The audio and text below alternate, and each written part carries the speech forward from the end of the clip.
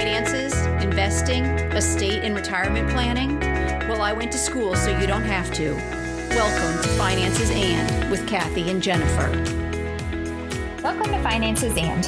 I'm Jennifer and I'm here with Kathy. Today we're going to cover setting a spending plan for your wedding, how weddings have changed over the last year and may have permanently changed, and positives and negatives to consider. Have you been to any weddings in the past, 14, 18 months? I have been to a couple of Zoom weddings over the last year. I think that's it. Weddings, the sky's the limit on what the cost can be. Averages vary across the country. So, for instance, by state, it seems that Utah, Wyoming, and Idaho came in at around $20,000, while New Jersey came in at $54,000. We found a really interesting tidbit from NerdWallet, and they pointed out that it's actually really an average or an accurate average because $1 million wedding is going to skew the average of all those thousands of $10,000 weddings. So you want to consider that if you see an average wedding cost, make sure you take that into consideration and think about those as benchmarks, not the expectation. It's hard when you see things published at how much an average of something is, and then you think I'm overspending it or I'm underspending it. There's a lot of math that goes into that part of the probability and finding the averages. COVID weddings have shifted us, though. So these are kind of called micro weddings or even online weddings. And those typical costs are around $4,500. This might include things like your photography, possibly some food, your clothing, the rings, and a venue of where you're having this done. But it's not going to be as expensive as a more traditional wedding. The venues can range anywhere from $2,000 all the way up to $74,000. And so if you're looking at venues and are really surprised by the high cost, you might want to consider some of these other locales instead. So there are options like community centers, private clubs or country clubs, banquet halls, hotels, breweries and wineries, museums, barns, parks, or city buildings, which some of those are still pretty expensive. And I think that's what it comes down to, right? Is looking at what's available in your area and then still, figuring out what the cost is for those. I got married in a church, and then we had our reception in a banquet hall that was actually below the local town bank. That's what they had built that for, a banquet hall. That was a long time ago, so it was pretty reasonably priced. What about you? Yeah, so I also got married in a church, and that was very low cost for the ceremony. And then we had the reception at a local farm venue. So that's where most of the costs came in. And it was very, very beautiful. Thank you. Flowers are another big cost for weddings, though. One suggestion that we read about was to use both high and low priced flowers to try and make your arrangements, and then to take any flowers that you had at the ceremony and use them again at your reception. The website The Knot listed the 10 most popular flowers as roses, tulips, calla lilies, lily of the valley, hydrangeas, which we used at my daughter's wedding, peonies, ranunculus, stephanotis, sweet pea, and gardenia as the top 10 flowers. Clearly, you want to do some price comparisons. You can head to your local florist and get their pricing and see what they will be able to do. I was married in a very small town and the pricing was very reasonable, but you can also look at places like Costco or other wholesalers that you can buy flowers in bulk, and then you can create your own arrangements. In fact, there are many tutorials that come with these websites that show you how to make arrangements. Yeah. And one benefit of talking to your florist is going to be able to tell you what flowers are in season and what they're going to be able to get for the best price. That's a really good point because, if you're not thinking about the month you're getting married in, things like flowers or even the dress that you're choosing, you could have something strappy in the middle of winter. And I don't know, it's just something to consider is not when you're making your plans, but when you're actually going to have that wedding. Very true. Bloomsbythebox.com also offered wholesale price flowers and how-to videos on arranging. And for your cost comparison, floral bouquets can be around up to $350, while making your own could be as little as $35. Wedding gowns come in around $1,500 for most dresses. And accessories like your shoes, tiaras, jewelry, purses, that can add another $350 to $500 to your cost. Undergarments could be up to $200, and alterations is also a huge expense that's going to be on top of your dress price, and that could be up to $600. And cleaning and preserving your gown might be an additional $500. I will tell you there's a dirty gown upstairs from my then daughter's wedding that she wore around the farm. joyously, but we either need to get that clean or not. It's, it needs to be whatever. It needs to be cleaned. Yeah, I haven't done that with mine either. It's been almost 3 years. Photographer prices can really range depending on the quality of experience the photographer has. So for instance, if you go with a student photographer, you might pay between $500 and $1,500, whereas a semi-pro photographer could be $2,500. And then it just goes up from there. If you've got a pro photographer, it could be $10,000 plus. And then if you want video recordings of the wedding as well, those were around $2,000. When my brother got married, we had the reception here at my house, and we just found a friend who was willing to walk around and take pictures. That cost us nothing. And they turned out fantastic because they were candid and they were fun. And the other fun thing that we didn't talk about here was, because it's not a huge budget item, but it was a great idea, was we went to the local high school and got a string quartet to play music in one of the rooms. And it cost us, I think, $50 a kid. And that money didn't even go to the kids. It went to the school for the student to be able to go on trips that the orchestra were going on. They earned money and we got wonderful live music for a couple hours in the house. It was a win-win-win to have that. It really made it special. Just made me think about that. Yeah, that's really sweet. And that's something that I think most people wouldn't even think about, trying to find something like that. And it turned out really well. Wedding cakes are also something that you need to consider. They could come in around $540. I was actually at a wedding a couple of years ago where they just ordered the cake and they had a smooth white frosting on it. And then the maid of honor and I just took flowers from the wedding and stuck it into the cake. It was absolutely beautiful. A real cost savings for the cake. And of course, then it tied the theme in with the flowers. I did that at my wedding too. I chose just a very simple cake, not a lot of fancy decorations on the cake, and then just the flowers for the decoration. It's such a great idea. Love it. Yeah. I love it. When couples pay for things themselves, 45% of couples will spend it from their savings, 37% will spend it from their checking, 32% of couples will spend it from their credit card, and about 28% cash. They often pay for almost half the wedding themselves. Wedding planners can help reduce stress for the couple and their families. It seems that about 30% of the couples are hiring someone to take care of all these plans, or even just some of the plans. The average for a wedding planner is about $1,500. And NerdWallet also has a great budget planner that you can use just to figure out what things might cost for you. Brides.com suggests 5 ways to save money for your wedding. Look for off-peak dates, and those can include getting married on Sundays or weekdays are huge money savers for weddings. And if you're going to do it virtually, it makes perfect sense that you would have it on one of these days as well. Yeah, definitely.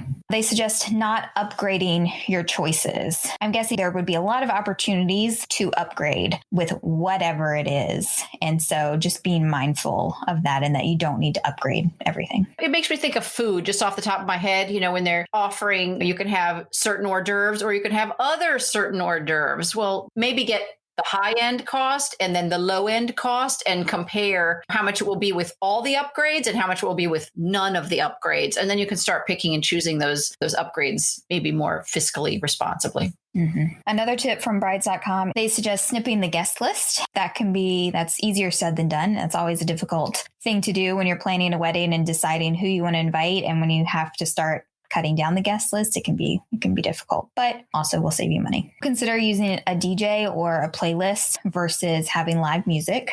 Minimize the number of vendors. This may include using one organization that does many things. So for instance, I know like a lot of hotels, if you get married in a hotel, they might have their own caterer and their own linens and their own, all of those things that you might have to rent separately at other places. Some of them include it all. Yeah. And in fact, the venue, again, where my daughter was married, had lots of things like table decorations we could use or canopies, things like that they already had them on site. So they were available for you to use. So those, again, comparing apples to apples, you want to just find out everything that's available for you that you're interested in one place versus another. You can even save money by considering breaking down a venue yourself or making your own table pieces or flower arrangements. You can stuff your own invites, or you can even actually just create your own invitations and address them yourself. So these are all just ways to keep your spending down. The reality is that after last year, micro weddings and Zoom weddings are options now. And creativity is what has come out of last year's wedding season. Guests will be able to choose attending, sending regrets, or attending virtually, saving the guests and family money if that's what is chosen. And that also lends itself back to having, weekday weddings. If that's going to be when there's actually space available at a special venue that you want, then if people are going to attend virtually, that, keeps it a minimum, basically. Mm-hmm. These new types of weddings have sparked other money-saving trends as well, where people are wearing suits versus tuxes. Women are in jumpsuits versus gowns. These are all just the new normal in the wedding industry. And the wedding industry has adopted these changes as well, creating affordable options, of course. Larger weddings are going to come back at some point, but right now they're suggesting that they're not going to include any dance floor. It's going to be boxed food versus fast food, and that they're going to have plated dinners versus buffet just because of the health concerns right now. 16% of couples state that they will require guests to be vaccinated, while the wedding season is doubling up due to postponed weddings and those already planning in 2021. This means being flexible with dates, including having those weekday celebrations. I was able to attend 3 weddings virtually in the last 14 months, and the last one was at 6:00 on a Tuesday. It was such a treat to be invited. It was actually done live on Facebook, and we were able to share their day without worrying about traveling or health concerns. And I'm sure that many more people were able to attend than not. And it was so nice to be invited and be able to celebrate their wedding without having a great deal of cost either. That's a real benefit of these new weddings. The couple can save their money for a down payment for a house instead of having a big celebration if they choose. There's a couple of young people that got married in the past, 12 months or so, and their intention is to have that reception after the fact once people can kind of move around more. But I question if they'll actually go through with that. I have a sense that by the time, a year has passed, that they might very well have said, you know what, we can just use this money towards our first home. And, in the long run, I think that's a great option for people to minimize the wedding itself and maximize being able to purchase your first home, if that's the thing that they want to do. Yeah. And I have to say, I've seen a lot of pictures of people that are having these really sweet, small backyard weddings during COVID. And I feel like if I were getting married during this time, then I opt for something small and sweet in a backyard. And I mean, it can still be really, really special. Certainly a lot of people are sad to have missed the big party, but there is a lot of good from the small weddings that are coming out of this. I've seen the most romantic settings because they're such tiny events that they can really go crazy with candles and things like that, where in a big setting, it's not the same thing, where these are just intimate gatherings. And isn't that what love is about, right? That intimacy. So I think that's been a terrific thing. Mm-hmm. Sorry that they miss out on their big party celebration, which again, they can have later, but it's a nice thing also. Yeah.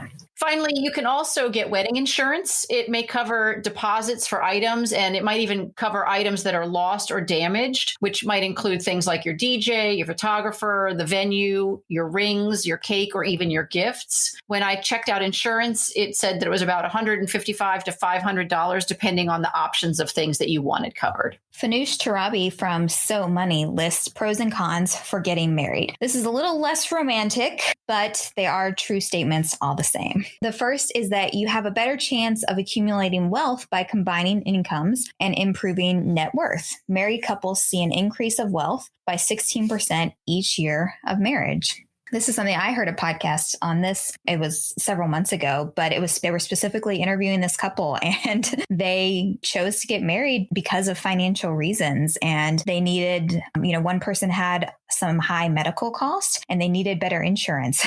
So if they were to get married and were able to be on the spouse's insurance, it was really going to help them save for the future. So, they stated, we're in love. We were going to get married eventually, but these financial reasons kind of pushed us to get married sooner.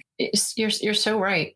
I'll kind of do the cons here, or the things to look out for, but you need to be careful when only one of the couple is in charge of that new wealth that you're gaining each year at 16%, because even if you or your partner doesn't like to do these types of things or have these kinds of financial conversations, you just don't know when that the person who's in charge of it either won't be able to do them or won't be around to do it. So you want to make sure that you have an understanding of your finances as much as the partner that wants to and the partner that doesn't want to. When there are two of you, you have a built-in accountability coach. The two of you can keep each other honest about spending limits and reminding each other about your goals. It's another way to show how much you care about them.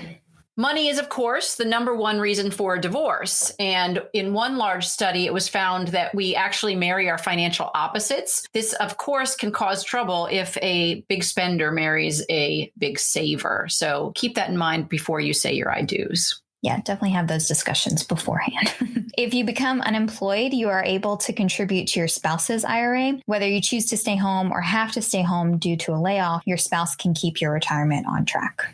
Another thing to think about is that your tax bill, if you have two incomes, you're going to be bumped into a higher tax bracket. But one interesting thing is that if you are in a home with two people in it and only one of you is working, that combined employed and unemployed income actually helps lower your tax bracket. So maybe there's two of you making, $100,000 combined versus another couple where there only one of them is making that $100,000. By having two people live on that single income, it helps lower some of your tax burden. Want to talk to a tax specialist, but those are other things to consider.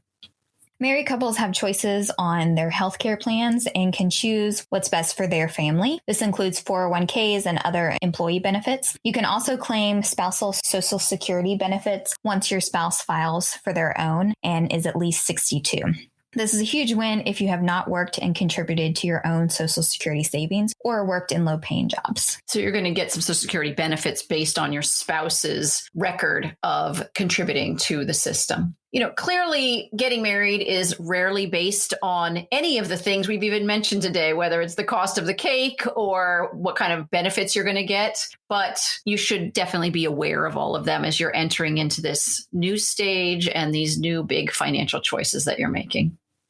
Anything else? Yes. I was just thinking about as we were going through all of this that, everybody has a different budget, and we listed a lot of things for you to consider to save money, but also it's really important for the people getting married to decide what are the most important things for you in your wedding. If it's the venue, then you're probably going to be willing to spend more on that and try to cut costs in other places. If you really want live music, that's really important to you, then you're going to make that a priority. So this is just lots of different ways for you to consider saving money. It doesn't mean that based on your budget, you should be trying to do them all necessarily, unless of course you want to. Those are just ideas to help. Excellent points. Thanks for listening to Finances and Weddings. We know you chose to listen and we're grateful. If you enjoyed this episode, please follow or subscribe for free in your podcast provider. Share your favorite episode with a friend as well. Finally, consider leaving a review because it brings financial education to others and it helps other people find us easily. Please let us know what questions you'd like answered or any topics that you'd like us to cover by going to our website at financesand.net and leaving a message. You can find infographics right here in these show notes and on our website. Finances and does not provide tax or legal advice, and nothing in this podcast is to be construed as such. Always consult a tax, accounting, or a legal professional for advice in your specific situation. Remember, I went to school, so you don't have to. I am burping. Is it all dirty at the bottom? I don't think it's that dirty. That's a extra sound.